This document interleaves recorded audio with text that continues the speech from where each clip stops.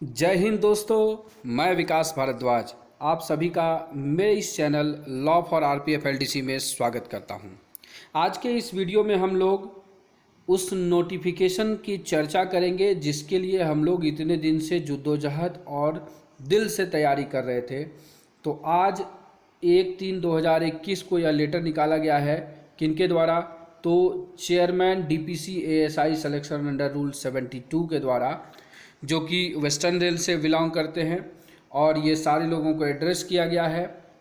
अब जो ये selection to the rank of assistant sub inspector level 5 under rule 72 of RPF rule 1987, इसमें क्या क्या चीज़ें हैं, इस पूरे लेटर को हम लोग ऑपरेशन करेंगे एक तरह से, और पूरे पैरा वाइज मैं आपको समझाऊंगा सारी चीज़ों को। जो भी लोग इस वीडियो को देख रहे हैं अंत तक देखिएगा, ताकि आप कोई भी एक छोटा सा पहलू भी मिस नहीं कर पाइएगा। क्योंकि अगर थोड़ा सा पहलू मिस करेंगे तो कहीं ना कहीं आपके अंदर थोड़ा सा कॉन्फिडेंस की कमी हो जाएगी। तो इसलिए पूरा वीडियो देखिएगा, धैर्य से देखिएगा, जितना भी लंबा है उसे अंत तक ज़रूर देखिएगा। सारे पहलुओं पर हम लोग नज़र डालेंगे, और इस लेटर से भी एक दो ऑब्जेक्टिव सवाल आपके लिए रखे जाएंगे, उसे आप कमेंट करके बताइएगा। तो चलिए देखते हैं। लेटर के नीचे लिखा हुआ है, पैरा वाइज हम लोग देखेंगे। तो फर्स्ट पैरा है, in reference to the letter quoted above. जो रेफरेंस में यहाँ लेटर है उसके बारे में ये कहा जा रहा है, it has been decided that notification for the above mentioned selection will be issued by concern zone. तो क्या होगा? नोटिफिकेशन कंसर्न जोन के द्वारा इशू किया जाएगा। It is requested to issue notification at your respective zone on 3/3/2021 मतलब 3 March 2021 को for the filling up the vacancy of ASI of your zone under rule 72 of RPF rule 1987 in accordance with RPF establishment manual 2019, RPF rule 1987 and other extent provision. तो देखिए, 3 March 2021 को notification निकालने के लिए कहा गया है, कंसर्न जोन को कहा गया है। और वो किस चीज़ को रेफरेंस में लेंगे? तो आपका आरपीएफ एस्टेब्लिशमेंट मैनुअल को लेंगे, आरपीएफ रूल को लेंगे, और अदर कोई एक्सटेंट रूल या प्रोविज़न होता है, जैसे कि डायरेक्टिव 51 था, जो कि अब एस्टेब्लिशमेंट मैनुअल में मिला दिया गया है। तो उन सब चीज़ों को यहाँ पर ले करके निकालिए। Accordingly, the date of eligibility of constable, executive and head constable who have put in minimum 10 year of service including training period of has to be counted as on 3rd March 2021। बहुत लोगों का phone आया, comment आए। मैंने पहले भी कहा था कि 10 साल सर्विस लिखा है, वहाँ कहीं नहीं लिखा है कि ट्रेनिंग पीरियड छोड़ करके है। तो देख लीजिए, यहाँ पर भी वही चीज़ है। और आज के बाद आप इन डाउट को दूसरों को भी बता दीजिएगा, जो लोग डाउट में रहते हैं या आपसे कभी कदाल पूछते हैं, तो इनको बता दीजिए 10 ईयर ऑफ सर्विस चाहिए एएसआई के लिए, इंक्लूडिंग ट्रेनिंग पीरियड, और जब नोटिफिकेशन निकले उस डेट को हो जाना चाहिए। आगे क्या दिया है? Subject to the condition that such eligibility to appear in confined to 4 chance. तो इसके लिए भी वीडियो मैंने डाल रखा था पहले, कि पहले 2 ही चांस मिलता था, लेकिन उसे बढ़ा करके अब 4 चांस कर दिया गया है। तो ये बोला गया है कि उन कैंडिडेट को देख लेना है कि जो 4 चांस दे दिए हों उनको नहीं लेना है, जो नहीं दिए हैं उनको इस कंसिडर करना है। The copy of notification issued by the zones may please send to this office. तो क्या है? जो नोटिफिकेशन इशू करेगा जोन, वो किसको भेजेगा? तो वो जो डीपीसी हैं उनके पास भेजा जाएगा। सेकेंड पैरा है, the eligible staff concerned may be intimated that the written examination shall be held through CBT। तो आपसे ये सवाल पूछा जा सकता है, what is the full form of CBT? That means computer based test, and they should go through and make themselves properly aware about provision relating to the selection process as per RPF Establishment Manual 2019 and RPF rule 1987। तो जो ये second para है, इसी para को मैं आप लोगों के लिए लेके आता हूँ, क्योंकि ये कहता है कि आप लोग इस रूल 72 का, इस टेस्ट के बारे में जो है प्रॉपर जो इसका सिलेक्शन प्रोसेस है उसके बारे में लोगों को अवेयर कराइए। तो मेरा बस यही मोटिव है, मैंने लोगों को अवेयर कराया है और अभी भी अवेयर करा रहा हूँ, और आप एग्ज़ाम को अच्छे से तैयार करिए। चलेंगे थर्ड पॉइंट पे। थर्ड पॉइंट कहता है it may be insured that wide publicity. तो वाइड पब्लिसिटी तो मैंने कर दिया भाई, यूट्यूब के माध्यम से आज मैं आप लोगों के सामने उपस्थित हूँ, तो एक तरह से मैं इस सिलेक्शन प्रोसीजर का वाइड पब्लिसिटी कर रहा हूँ on the behalf of my department. तो यहाँ पर क्या है, wide publicity is given about this selection amongst all the eligible staff on roll, including staff either under sick, absent, overstay, suspension, etc. on deputation to other organization / department on proper acknowledgement to avoid any compliance। तो यहाँ पर भी मैं बता दूँ, एक लड़के ने फ़ोन किया, हमारा ही स्टाफ है और वो एग्ज़ाम के लिए अच्छा तैयारी कर रहा है, वो डेपुटेशन पे है। तो उन्होंने बोला कि सर अब मुझे कैसे बुलाया जाएगा। तो मैंने उन्हें उस समय भी बताया था, और वो अब आपको लिखित में यहाँ पर दिख रहा होगा कि ये डिपार्टमेंट की जिम्मेदारी है कि आपको सूचित करे कि आप इसके लिए एलिजिबल हैं। तो यहाँ पर वो चीज़ लिख दिया है, तो इसलिए आप ये जान लीजिए कि जो भी सही तथ्य और जो भी जानकारी मुझे मिलती है उसे ही मैं शेयर करना पसंद करता हूँ, क्योंकि मैं अपने आप में जब तक संतुष्ट नहीं होता हूँ तब तक मैं आपके लिए कोई भी चीज़ लेके नहीं आता या कोई जवाब भी नहीं देता हूँ। मैं बोलता हूँ ईमानदारी से कि भाई मुझे पता रहेगा तो मैं इन चीज़ों को बता दूंगा, नहीं होगा तो पता करके बताता हूँ, और मैं ओरिजिनल में जो चीज़ होता है वही बताता हूँ। तो यहाँ पर देखिए वो चीज़ें पुष्टि हो रही हैं। चलेंगे अगले पैरा पर। अगला बोलता है क्या पैरा कि the eligible staff may be asked to submit their written application in duplicate इन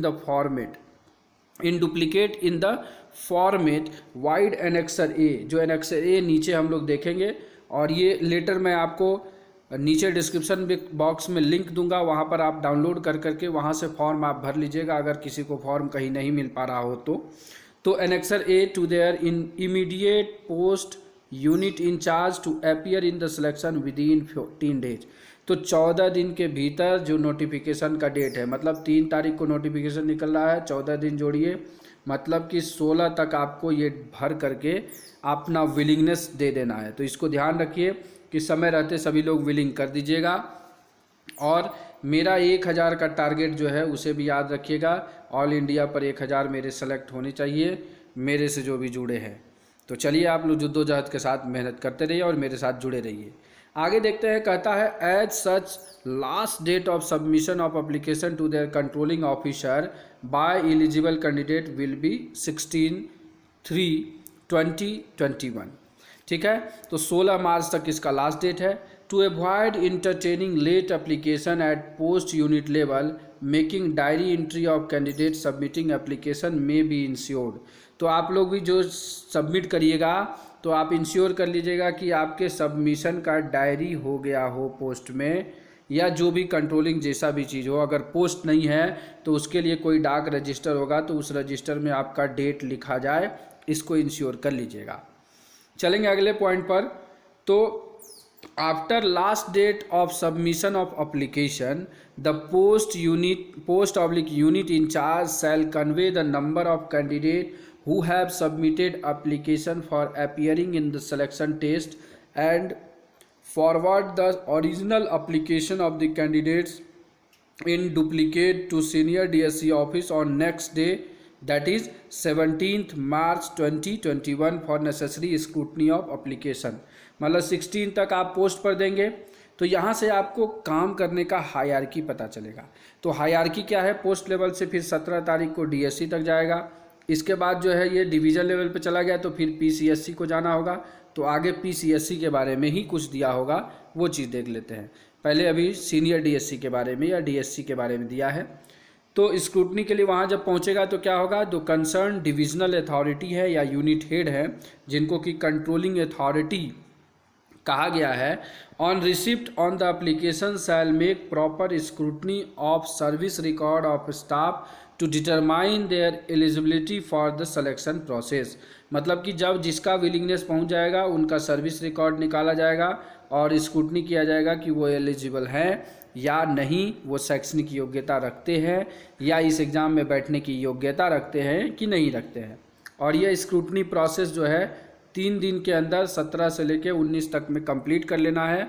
और जब ये स्क्रूटनी डिविजनल अथॉरिटी या कंट्रोलिंग अथॉरिटी कंप्लीट कर लेगी तो क्या होगा, the controlling authority shell forward all application of eligible staff in pro forma mentioned below to zonal PCSC along with a certificate to the effect that each eligible staff has been advised on proper acknowledgement about the proposed selection and no other applications have either been received or pending at this yet। तो ये वाला जो है line लिख करके उनको कहाँ certificate बना के जोनल पर देना होगा कंट्रोलिंग अथॉरिटी को। And they will also communicate number of eligible candidates in their division to PCSC at the end of scrutiny on 19 March 2021।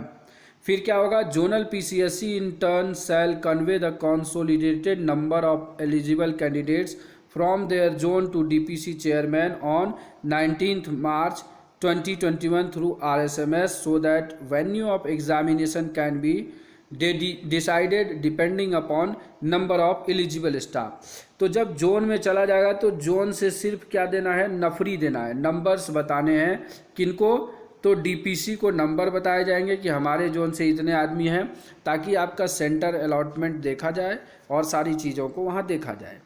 आगे हम आएंगे तो कहता है the concern zonal PCSC on receipt of data from controlling authority shall also submit a detailed statement in following pro forma in Excel format through RSMS ID Chairman ASI under Rule 72 of Western Railway by 22 March 2021। मतलब 22 मार्च 2021 तक जो है वहाँ तक पहुँच जाएगा, किनके पास, एक्सेल फॉर्मेट में चेयरमैन के पास।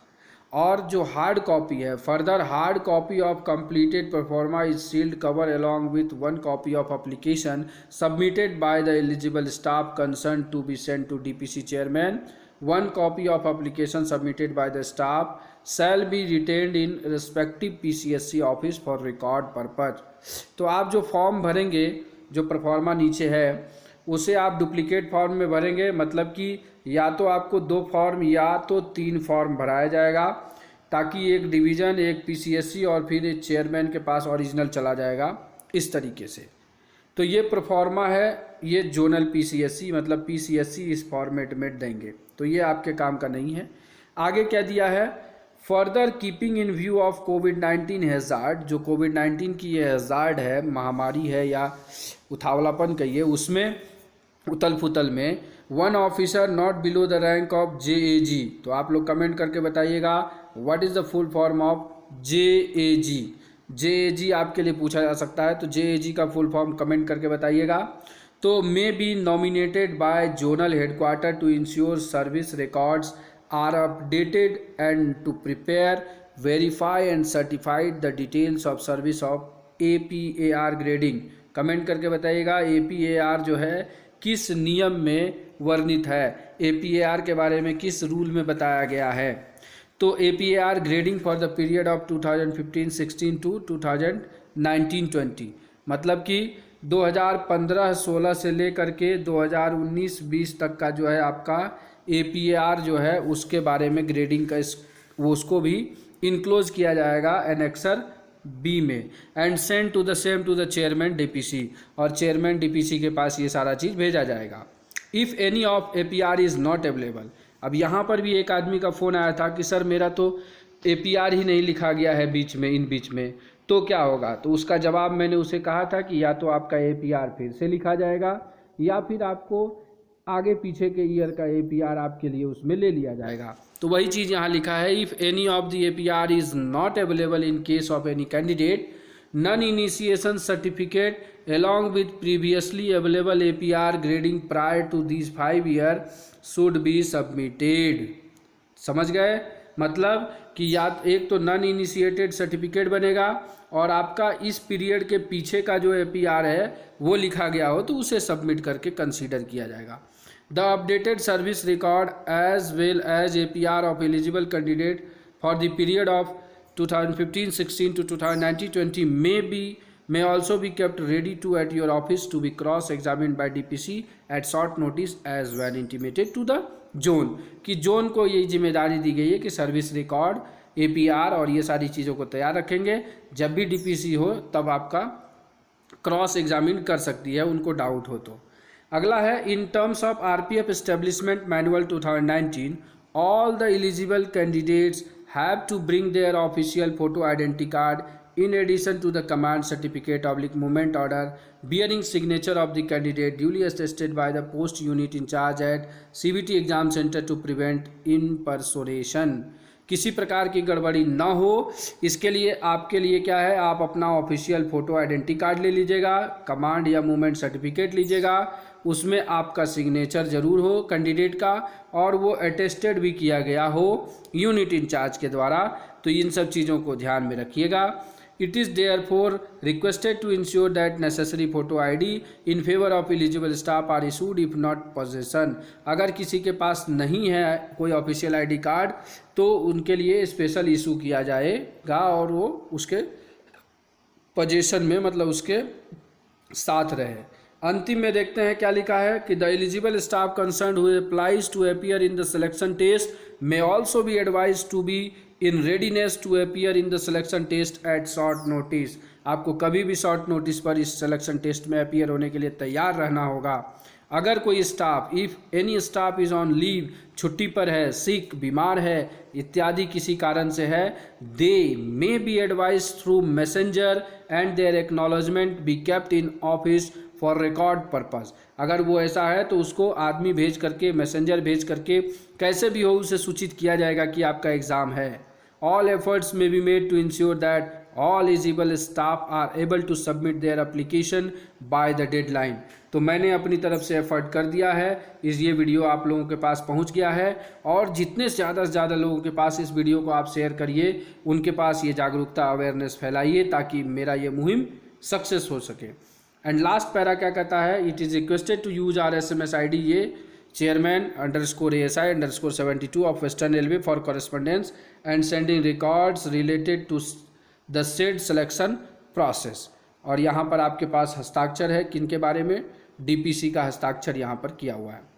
आगे जो है इन लोगों को कॉपी टू किया गया है, तो आप ये सारी चीज़ देख लीजिएगा। आपको यहाँ से भी सवाल पूछे जा सकते हैं, what is the full form of RNT recruitment and training, तो इन सब चीज़ों का है। What is the SC security commissioner, ASCP क्या है, तो इन सब चीज़ों को भी आप ध्यान रखिएगा। ये हो गया। इसके बाद आपको नीचे देखिए यहाँ पर दिया गया है सिलेक्शन के बारे में टाइमलाइन दिया गया है। आपका नोटिफिकेशन ईच जोन में 3 तारीख को निकलेगा, 16 तक लास्ट डेट है, 17 तक आपको क्या है सीनियर DSC पोस्ट से सीनियर DSC तक चला जाएगा, 17 3 से 19/3 तक सीनियर DSC ऑफिस स्क्रूटनी करेगा, 19/3 को वो भेज देगा आपको वेरीफाइड एप्लीकेशन को PCSC के पास, फिर PCSC भेज देंगे 19/3 को EDPC के पास, और application and broadcast to be send to the DPC chairman by PCSC office. 19/3 तक जो है PCSC office to communicate number of eligible staff को करेगा और बाकी सारा स्क्रूटनी करके 22 तक जो है DPC को सबमिट करेगा। और 22 के बाद आपका डेट ऑफ एग्ज़ाम कभी भी हो सकता है एट शॉर्ट नोटिस। तो आप लोग तैयार रहिए। आपके पास मान लीजिए कि अभी 21 दिन तैयारी के लिए है, तो इस 21 दिन में जुद्दोजहद के साथ सारे वीडियोस पर रिवीजन करिए। आपने जहां कहीं से भी ज्ञान अर्जित किया है उस ज्ञान को बार बार दोहराइए। पूरी तरीके से आप अपने आप को संतुष्ट करिए कि आप इस एग्ज़ाम के लिए पूरी तरीके से तैयार हैं। वैसे जो लोग मुझे फॉलो करते हैं, मेरा दिल से उनके लिए दुआ है और मेरा अपना आत्मविश्वास कहता है कि वो आज एग्ज़ाम ले ले, वो आज के लिए तैयार हैं। तो इसके बाद ये आपको नीचे ये वाला फॉर्म ही आपको भर के देना है, to be submitted by applicant. तो आपको ये डिस्क्रिप्शन में लिंक दिया हुआ है, वहाँ से डाउनलोड कर लीजिएगा। बाकी आपको पोस्ट पे ये सारी चीज़ें मिलेंगी। तो प्रॉपर जो है इसमें क्या क्या चीज़ें हैं वो भी मैं बता देता हूँ ताकि आप गलती ना करें। तो पहले में आपका नाम है, दूसरे में आपके पिताजी का नाम है, तीसरे में आपका यूनिक आइडेंटिफिकेशन नंबर UIN है, फोर्थ में आपका डेजिग्नेशन है, फिफ्थ में आपका डेट ऑफ बर्थ है, सिक्स में आपका कैटेगरी है, आप किस कैटेगरी में है वो लिखेंगे, SC ST या UR में। फिर है present station and division of posting, आप किस स्टेशन पे हैं और वो किस डिवीज़न में आता है। डेट ऑफ अपॉइंटमेंट के बारे में लिखेंगे और डेट ऑफ इनलिस्टमेंट के बारे में लिखेंगे। And chances Edward in ASI rule 72 में कितना आपने ले रखा है पहले वो लिखेंगे। अपना मोबाइल नंबर डालेंगे, ईमेल ID प्रॉपर डालिएगा। उसके बाद एक सर्टिफिकेशन है कि आई certified that I have read and understood the notification RPF establishment manual 2019 and RPF rule 1987 regarding the selection process of ASI under Rule 72 of RPF Rule 1987. I certified that I am eligible to appear in the said selection process and I am willing to work anywhere in my zone if selected. और यहाँ पर place date लिखेंगे, यहाँ आप signature करेंगे, यहाँ counter sign होगा आपके पोस्ट इंचार्ज का और ये डिवीज़न ऑफिस के द्वारा यहाँ पर ये फॉरवर्ड करके भरा जाएगा। सीनियर DSC यहाँ साइन करेंगे। साथ ही साथ ये ब्रॉडशीट भी तैयार किया जाएगा, इसमें आपका नाम वगैरह लिखा जाएगा, 5 साल का आपका APR जो ग्रेडिंग है उसके बारे में लिखा जाएगा, वो सारी चीज़ें यहाँ पर दिखाई जाएगी। आपका इंटीग्रिटी ऑफ लास्ट 5 ईयर के बारे में इसमें लिखा जाएगा। फिर आपका DR विजिलेंस वगैरह जो भी चीज़ें हैं वो सब चीज़ें, ये आपके लिए नहीं है, आपके लिए ये फॉर्म है, इस फॉर्म को आप अच्छे से भरिएगा। तो चलिए, आशा करता हूँ कि आपको यह वीडियो अच्छा लगा हो और आप सारे पहलू समझ गए होंगे।